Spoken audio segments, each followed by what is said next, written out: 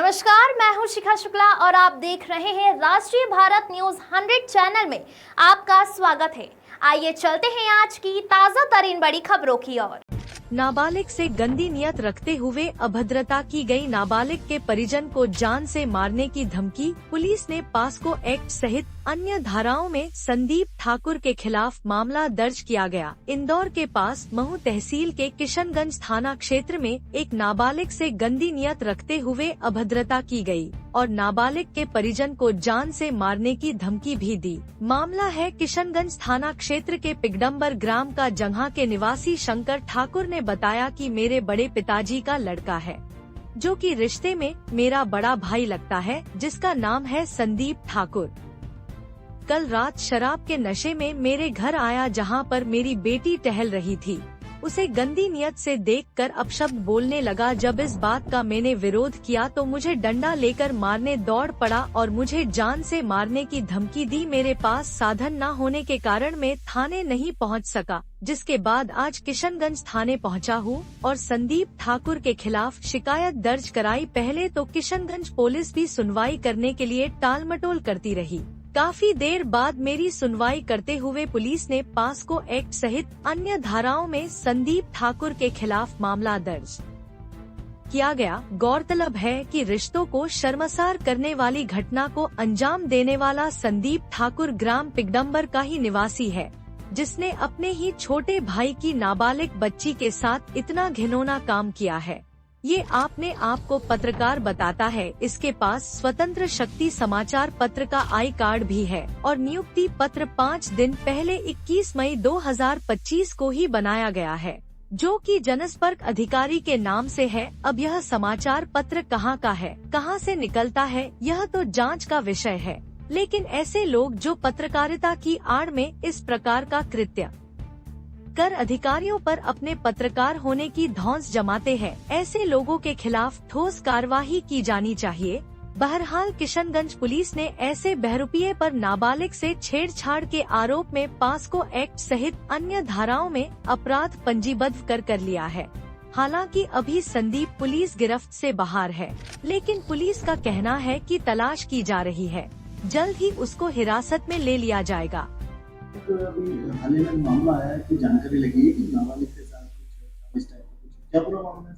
ऐसी एक अभी रिपोर्ट आई है कि वो बच्ची को रात में ऐसे शब्द बोला गया है, जबकि बच्ची है नाबालिग, तो उसकी माता के साथ बच्ची आई है, तो उसके आधार पे हमने FIR लॉन्च की है। पास्को एक्ट उसमें लगा है, आगे विवेचना उसमें की जा रही है। कौन व्यक्ति क्या कुछ पता चल पाया? हाँ, संदीप ठाकुर के नाम बता रही हैं, वहीं पड़ोस में रहने वाला उनका रिलेटिव भी है, उसका नाम। शुभ नाम शंकर ठाकुर। क्या नाम है? शंकर ठाकुर। कहाँ रहते हैं? गिडम्बर। बताएं, आज परिवार से यहाँ पर पहुँचे, क्या पूरा मामला है? मामला ये था सर, रात को घटना ये घटी 9:30 से 10 के आसपास। ये मैं घर के अंदर था, वो मैं बाथरूम के अंदर नहा रहा था। वो मेरे बच्ची और मेरी सिस्टर जो घर बाहर घूम रही थी अपने आंगन के अंदर, तो उसके अंदर संदीप ठाकुर जो रात को नशे पत्ते में आया था, तो उसने बच्ची को आई लव यू, जो मेरी 13 साल की गुड़िया तमन्ना ठाकुर, उसको उसने आई लव यू बोला गया। उसके बाद उसकी मम्मी जो भाई निकली बोले ऐसे कैसे बोला, तो उसके बाद उसने लोहे की राड निकाली, वो भैया मेरी मिसेस पे और मेरी सिस्टर पे उसने मार पीट, और मेरे पे भी उसने जान से मारने की धमकी दी है। वो मेरी बच्ची को छेड़खानी करी उसने। तो निवेदन सरकार से ये करता हूँ मैं, भैया मेरे को इंसाफ मिलना चाहिए। आप रात की घटना है, रात में थाने आए थे आप? रात को थाने में भैया वो बच्ची नहीं आ पाए, वो रात को बस बंद हो गई थी। उसके बाद मेरे पास साधन नहीं थे, गाड़ी नहीं थी, तो इसलिए मैं आज 27 दिनांक 5 वो 2025 वो 1:11 पे मैं थाने पे उपस्थित हूँ, किशनगंज थाने पे है। यहाँ पर आए वो कितनी हाँ, देर हो गई? मैं वो 1 घंटा हो गया। क्या कहना पड़ रहा है पुलिस का? पुलिस ये कहना है भैया उस पर कार्रवाई चल रही है, और अगर इस पर कार्रवाई नहीं हुई तो भैया मैं आगे जाऊँगा, कमिश्नर के पास जाऊँगा। और सरकार से निवेदन ये है, और जो संदीप ठाकुर है जो मेरे बड़े पिताजी का लड़का है, और अगर अपने घर के अंदर अपनी बच्ची उन सेफ नहीं है, तो मैं सरकार से क्या निवेदन करूँ, बेटी बचाओ बेटी, तो भैया अपनी बच्ची होनी खुद सेफ नहीं है, तो भैया बड़े पापा लगते हैं उसके, जो बच्ची तमन्ना ठाकुर, संदीप ठाकुर बड़े पिताजी लगते हैं मतलब, तो उसको ही छेड़खानी कर रहे, तो भैया वो बच्ची उनकी कैसे सेफ रहेगी। बाद मेरे को बोलता है मैं पत्रकार हूँ, उसके बाद मेरे को जान से मारने की धमकी दी गई है दोनों भाइयों ने।